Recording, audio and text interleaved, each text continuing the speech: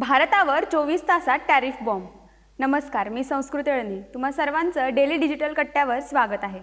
रशियातून तेल आयात करणे बंद करण्यासाठी भारतावर दबाव टाकणारे अमेरिकेचे अध्यक्ष डोनाल्ड ट्रम्प यांना भारताने सुनावले।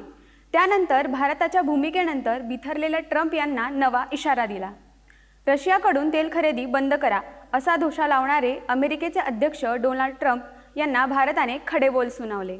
भारताने मुद्देसूदपणे अमेरिकेच्या डोळ्यात अंजन घातल्यानंतर अध्यक्ष ट्रम्प यांनी पुन्हा एकदा थैथयाट केला। भारत एक चांगले व्यापारी राष्ट्र नसल्याचे म्हणत ट्रम्प यांनी पुढील 24 तासात मी भरपूर टॅरिफ लागू करणार असा नवा इशारा दिला आहे।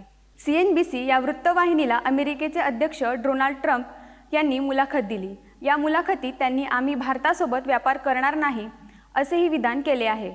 रशियाकडून तेल खरेदी थांबत नसल्यामुळे 25% टॅरिफ लावण्याचे ठरवले होते, पण आता मी आणखी जास्त टॅरिफ लावणार असा धमकी वजा इशारा ट्रम्प यांनी दिला आहे।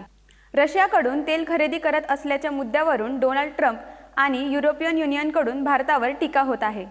त्यावरून भारताने खडेबोल सुनावले। युक्रेन रशिया युद्धानंतर तेल पुरवठा युरोपियन देशाकडे वळवला गेला, तेव्हा रशियाकडून तेल खरेदीला अमेरिकेनेच भारताला प्रोत्साहन दिले होते असे भारताने म्हटले आहे। त्याचबरोबर कोणतेही अपरिहार्यता नसताना अमेरिका आणि युरोपियन युनियन रशियासोबत व्यापार करत आहे असेही भारताने सुनावले आहे।